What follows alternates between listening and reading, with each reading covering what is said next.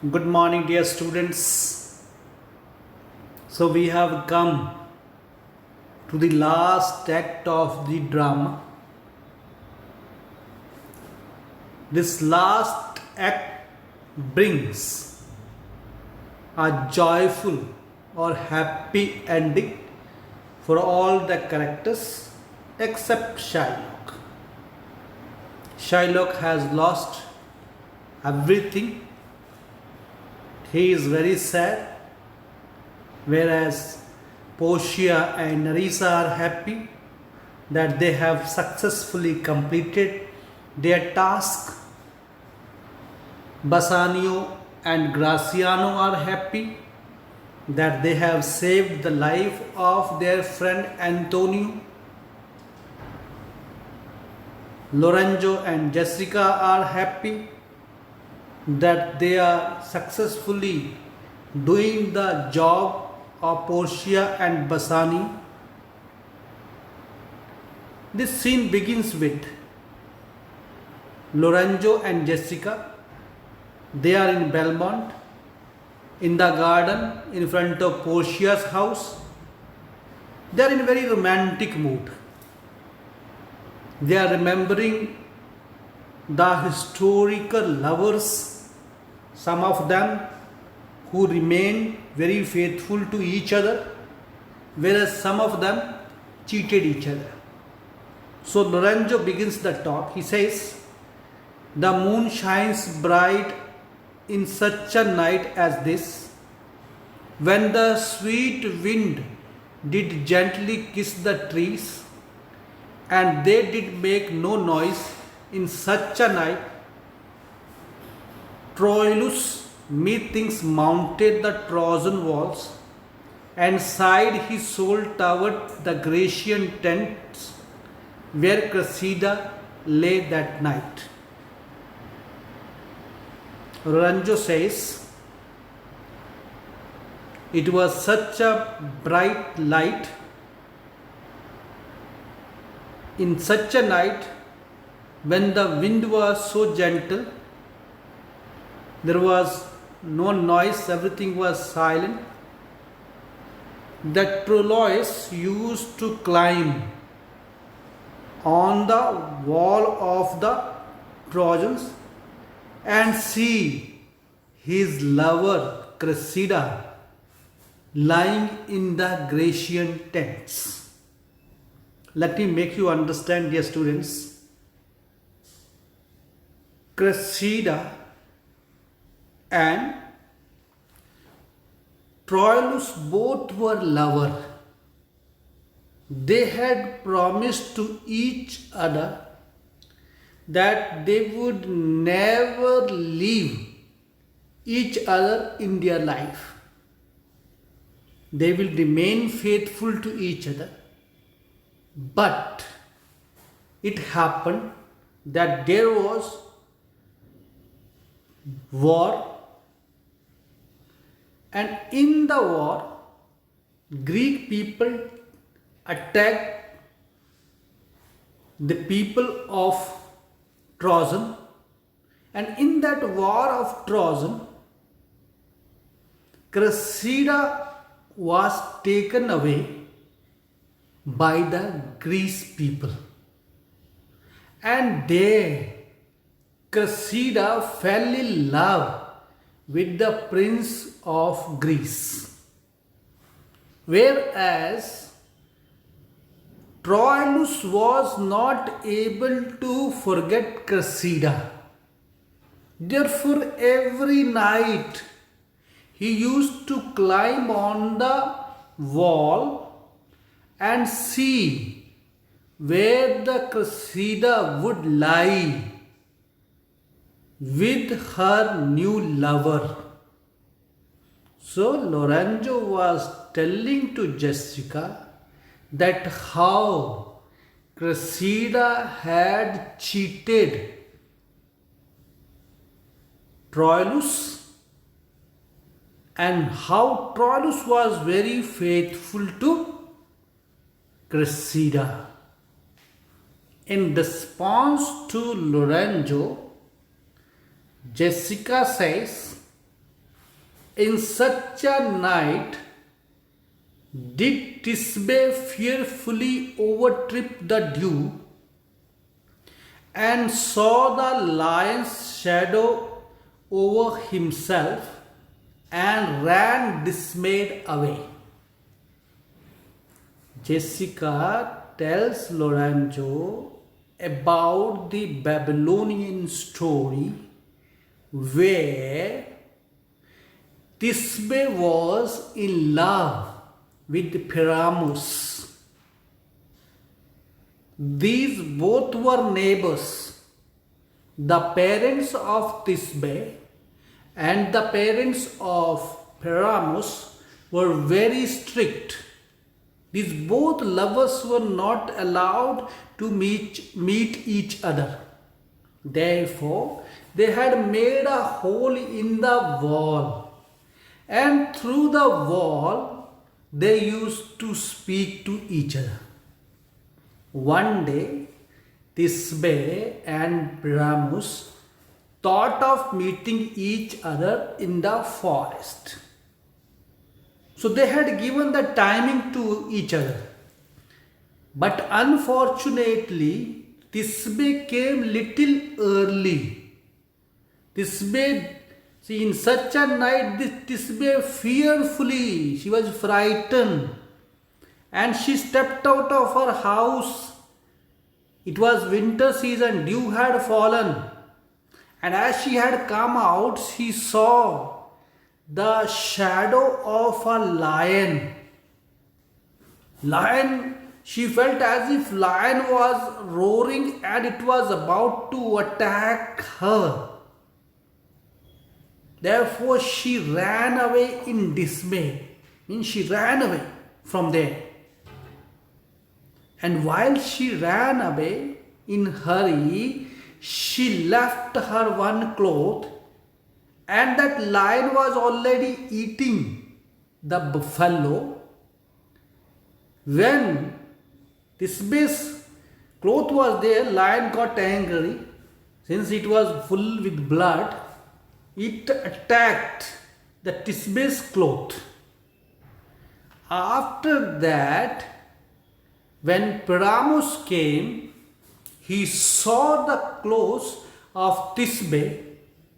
He thought that lion had already killed Tisbe. Therefore, he became very sad. He took out his own sword and killed himself. So Jessica is telling, see, that how Tisbe and Pyramus, both till the end of their life, they remain faithful to each other. And Lorenzo says, in such a night stood Dido with a willow in her hand upon the wild sea banks and wafted her love to come again to Carthage. Lorenzo says, Dido was the princess of Carthage. Once there happened to come a prince through the sea. His name is given as Asian or Aryan, like this one name is there. I'm not very sure of his name, but he was there. He had fallen in love with Dido, and Dido also loved that man very much. She became pregnant. She gave birth to a child, but due to his own circumstances, one day Dido's lover at night, without telling Dido anything, escaped. And Dido used to go to the sea every day because he had come via ship. So she used to go every day to the sea, stand on the bank of the sea, and every day wave to all the ships just to make sure that her lover comes back again. Lorenzo says that not that all of them are very faithful in their love. He gives the example of Dido, that how Dido was cheated by her lover. Then Jessica says, in such a night Medea gathered the enchanted herbs that did renew old Aeson. So Jessica gives the other example of Medea, a young girl who helped Jason. I have told you earlier that how Jason had gone to bring the golden fleece, and with the help of Medea he could get those golden fleece, and while doing all these things her father-in-law became unconscious, and in such a moonlit night, Medea went to the forest. She collected some herbs, then made the powder, then boiled it, and it seems she cut off her father-in-law's throat, and through one vein she put that mixture in the old man's body, that is in her father-in-law's body, and also made him to drink some mixture. And once more Medea's father-in-law became young and all right. So Jessica says that there are lovers also not only take care of each other, but they take care of also each other's family.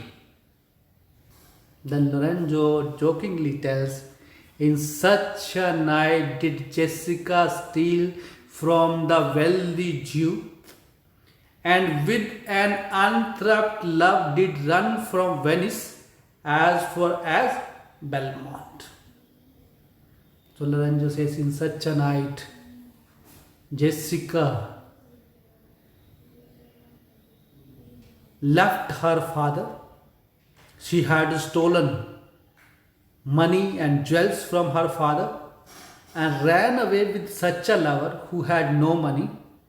And from Venice to Belmont, she has accompanied. Means Lorenzo is very proud that Jessica has remained faithful to Lorenzo. She has not cheated him. Jessica says, in such a night did young Lorenzo swear he loved her well, stealing her soul with many vows of faith and never a true one. So Jessica also fools Lorenzo. She says, in such a night did young Lorenzo also had made a vow or taken an oath that he would love her so much. He had made so many promises, vows, that he will never cheat her. But she says, not even one promise or one word of Lorenzo is true. Then Lorenzo says, in such a night did pretty Jessica like a little shrew slander her love and forgave it. Lorenzo says, in such a night, beautiful Jessica, like a shrewd woman, like a very clever lady who had left her father, whom Lorenzo had hurt, but she had forgiven him. She did not remember any of his mistakes. Then Jessica says, I will outnight you, did nobody come, but hark, I hear the footing of a man. Jessica is telling Lorenzo in such kind of stories, she would never allow Lorenzo to win because she knows so many such stories, or she can give plenty of examples where the lovers remained faithful to each other. But she says, she listen. She is already hearing that somebody is coming towards them. Then Lorenzo immediately reacts. He says, who comes so fast in silence of the night? So Lorenzo wants to know that who is that person in such a silent night coming so quickly to them. The response comes, Stefano, a friend. That there is a man whose name is Stephen. He says, I am Stefano, your friend. Lorenzo says, a friend? What friend? Your name? I pray you, friend. So Lorenzo wants to know that friend. Who is that friend? He wants to know the name of such friend. Then Stefano responds is, Stefano is my name. And I bring word my mistress will before the break of the day be here at Belmont. She doth stray about by holy crosses, where she kneels and prays for her happy wedlock hours. Then Stefano says, my name is Stephen. I am here to make an announcement that my mistress, meaning Portia, will come back to Belmont by tomorrow, the day of break of the day. Mean by tomorrow morning she would be back to Belmont. She had already stayed she had already gone to different holy places where she had knelt before the crosses. She had prayed for her happy wedding life or for her happy married life. Lorenzo says, who comes with her? So Lorenzo wants to know that is she coming alone or somebody else is coming along with her. And Stefano says, none but a holy hermit and her maid. I pray you, is my master yet returned? Then Stefano tells to Lorenzo, no, none of the other persons is coming except one holy priest and her maid, that is Nerissa. So, along with Portia, one holy priest and her maid, both of them are coming. Then in that situation, Lorenzo wants to know, is Bassanio, is my master yet returned? Mean whether Bassanio has reached back or not. Lorenzo, he is not, nor we have not heard from him. So Lorenzo tells Stefano that so far Bassanio has not reached, neither any information is there about his coming. But go we in, I pray thee, Jessica, and ceremoniously let us prepare some welcome for the mistress of the house.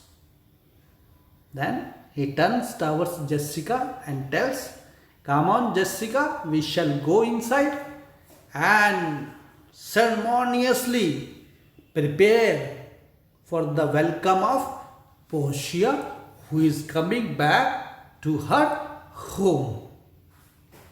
Meanwhile, Lancelot comes in search of Lorenzo. He says, sola, sola, ho, ha, ho, sola, sola. Hello, hello, where is, where, what, all those things he is shouting and yelling, and he is entering in the house. Then Lorenzo, who calls? Lorenzo asks him, who is that person who is shouting here, hello, hello, hello? Lorenzo says, Sola, did you see Master Lorenzo? Master Lorenzo, Sola, Sola. So Lancelot says, hello, did you See, or do you know where is Master Lorenzo? Hello, do you know where is Master Lorenzo? Then Lorenzo says, leave hauling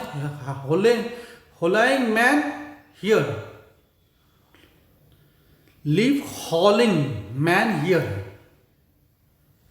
Lorenzo says, don't shout, don't howl. Man, keep quiet. Lancelot once more says, Sola, where? Lancelot says, hello, where are you?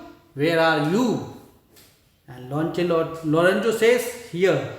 Lorenzo says, I am very much here in this house. Lancelot tell him there is a post come from my master with his horn full of good news. My master will be there before morning. So Lancelot tells, please let me inform you.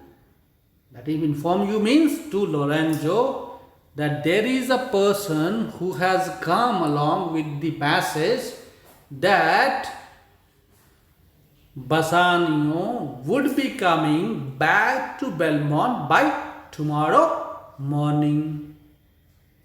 Lorenzo, sweet soul, let us in, and dare expect their coming, and yet no matter why should we go in. Lorenzo immediately tells Jessica, my dear sweet lady, let us go inside and eagerly wait for their coming so that we are able to give them a grand welcome. But at the same time, why? Why we should go in? Meaning, why they should be so anxious? Because already there are people who are there to prepare for the grand welcome. Then Stefano says, my friend Stefano, signify, I pray you, within the house, your mistress is at hand, and bring your music forth into the air. Then Lorenzo says to Stefano, my dear friend, inform to all the house people that Portia is going to come back. At the same times, bring forth your music in the air. And at the same time, get ready the welcome music for Portia. How sweet the moonlight sleeps upon this bank. Here will we sit and let the sound of music creep in our ears. Soft stillness and the night become the touches of sweet harmony. Lorenzo appreciates the moonlight. He says, such a beautiful scenery is here on this bank.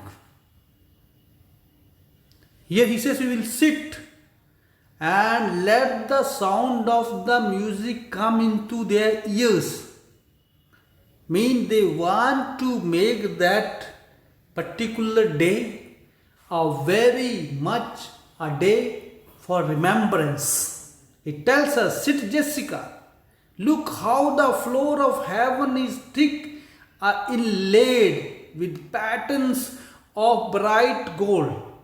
There is not the smallest orb which thou beholdest, but in his motion like an angel sings still, choiring to the young-eyed cherubims. Such harmony is in immortal souls, but whilst this muddy vesture of decay thus grossly close it, we cannot hear it. Lorenzo tells to Jessica, please sit down. Look at the heaven. How beautifully that all the small tiny stars like the gold patterns are there. There is not a small orbit, or there is a small planet which is within the orbit. how like an angel it is making a motion and singing. How they are going about like a young cherubim accompanying to the young cherubims. This is such a way. There is so much harmony. There is so much music in our immortal souls. But while being in this particular situation, or by being in this modern time, we are so busy with our own works that we are not able to hear that immortal music that is there within our immortal souls. So what he is telling to Jessica is this, that every person has got an immortal soul which always likes music, but due to our overload of the work, we are not able to hear that music. And in the meanwhile, the musicians enter, he says them, come and make Dinah with the hymn, with sweetest touches pierce your mistress' ear and draw her home with music. So Lorenzo is welcoming the musician. He says, sing in such a way. He takes the name of Dinah. Dinah is known as goddess of music. That she used to sing in such a way that all used to listen to her. So Lorenzo says you should also create such kind of music that touches and pierces the ears of Portia and draw her home with music. So he tells the musicians that play such a beautiful, such a sweet music. When Portia hears that music, she feels that she is given a grand welcome. So students, this is how we have completed the first part of Act 5. I am sure this act is quite tough because so many names are given. Even I myself was getting confused with so many names. But surely, when we will meet face to face each other, that time we will be able to explain in a better way. Thank you patiently for listening. Thank you for your patience, for listening to me. God bless you. Have a nice and wonderful day.